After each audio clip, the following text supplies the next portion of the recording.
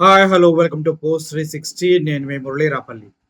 HCU భూముల గురించి జరుగుతున్న రాద్ధాంతం అందరికీ తెలుసు. ఈ హెచ్సియు భూములు రేవంత్ సర్కార్ ఏమో ఇవి గవర్నమెంట్ భూములు అంటూ, హెచ్సియు విద్యార్థులేమో ఇవి సెంట్రల్ యూనివర్సిటీ భూములు అంటూ జరిగినటువంటి రాద్ధాంతం అంతా మనం చూసాం. దీంట్లో రేవంత్ రెడ్డి గారు బుల్డోజర్స్ ని లాంగ్ వీకెండ్ ఉండగానే 4-5 డేస్ లీవ్స్ రాగానే హెచ్సియు విద్యార్థులు ఎవరూ లేకుండా చూసి బుల్డోజర్స్ ని అన్నిటినీ ఈ 400 ఎకరాలు ఏదైతే హెచ్సియు భూములు ఉన్నాయో వాటిలోకి తీసుకొచ్చేసి చెట్లు పుట్టలు మొత్తం సదును చేసే ప్రయత్నం చేశారు. అయితే ఈ క్రమంలో ఇది హెచ్సియు భూములు అంటూ విద్యార్థి సంఘాలు ఒక రేంజ్ లో ఉద్యమం బాట పడటం జరిగింది. దీనికి సంబంధించి రేవంత్ రెడ్డి వారిపైన అనేక రకాలైనటువంటి అనుచిత వ్యాఖ్యలు కూడా చేశారు. అయితే ఇదంతటికి ఫుల్ స్టాప్ పెడుతూ సుప్రీం కోర్టు స్టే ఇవ్వడం జరిగింది.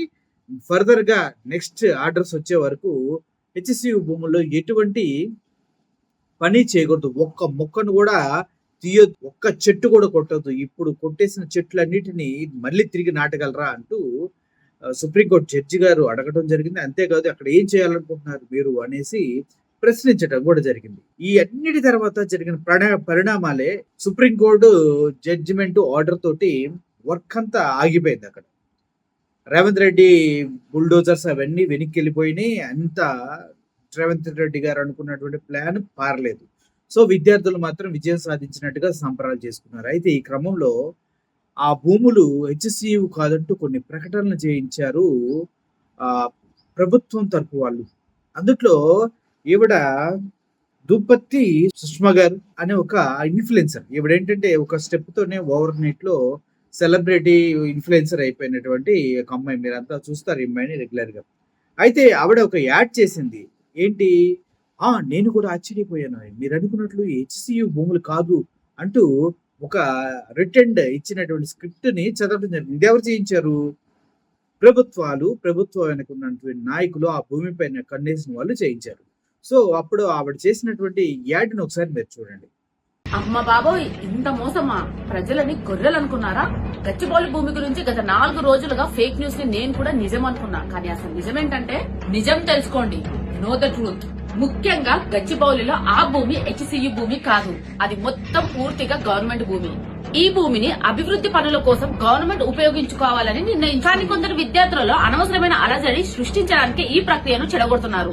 ఇంకా గవర్నమెంట్ దాదాపు 20,000 కోట్ల ప్రభుత్వ ఆస్తిని కాపాడింది. అండ్ గవర్నమెంట్ ఈ భూమిని హైదరాబాద్ అభివృద్ధి కోసం అండ్ ప్రజల మంచి కోసమే ఉపయోగిస్తోంది. ఎందుకంటే ఇలాంటి అభివృద్ధి పనులు చేయడం వల్ల హైదరాబాద్ భవిష్యత్తులో మరింత అభివృద్ధి చెందుతుంది. రాజకీయ స్వలాభం కోసం చేస్తున్న తప్పుడు ప్రచారాలను అస్సలు నమ్మకండి. నిజం తెలుసుకొని మాట్లాడండి. హైదరాబాద్ అభివృద్ధి కోసం సహకరించండి. చూశారు కదా ఎంత ప్రీ ప్లాన్డ్ స్క్రిప్టెడ్ గా హెచ్సియు భూములు అనేవి విద్యార్థులకి హెచ్సియుకి సంబంధించినవి కాదు, అవి రేవంత్ రెడ్డి సర్కార్ యొక్క ఆస్తులు. ఎందుకంటే కోర్టులో కొట్లాడి మరి గెలిచారు అంటూ చెప్పడం జరుగుతుంది ఈవిడ. సో అయితే దీనికి సంబంధించిన వాస్తవాల్ని ఆవిడకి చెప్పిన తర్వాత ఎందుకు చేశారు ఈ యాడ్, ఇది మీకు తెలుసా అని దాని గురించి కొంతమంది ప్రశ్నించిన తర్వాత ఆవిడ మాట్లాడిన మాటలు వింటే మనకే షాక్ అనిపిస్తుంది. ఒకసారి వినండి. Sorry for that. నిజంగా నాకు ఒక విషయం ఓపెన్ గా చెప్తున్నాను సార్, నాకు ఏ నాలెడ్జ్ లేదు పాలిటిక్స్ లో. నేను చాలా నార్మల్ గా ఉంటా.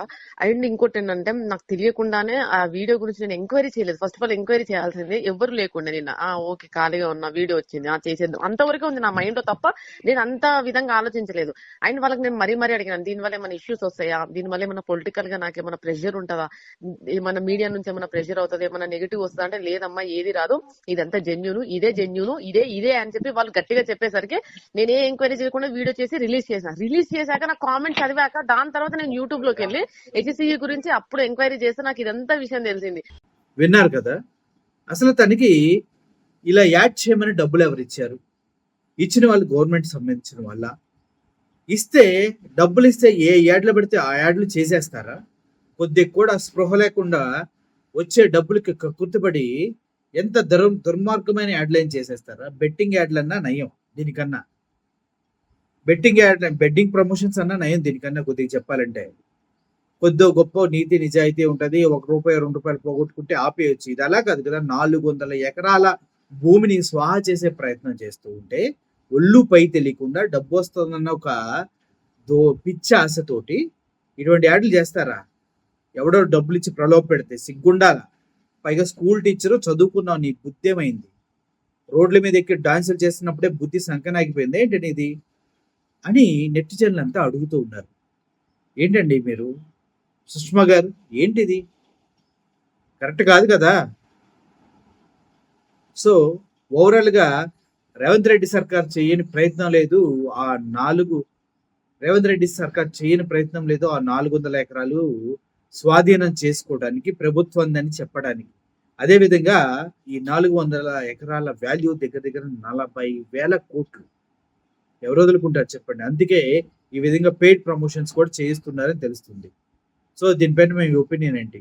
విద్యార్థులకి హెచ్సియు సెంట్రల్ యూనివర్సిటీ భూములకి స్టేట్ గవర్నమెంట్తో ఏం పని? దీనిపైన కామెంట్ రూపంలో స్పందించండి. Thank you for watching this video. Murali signing off. Thank you so much.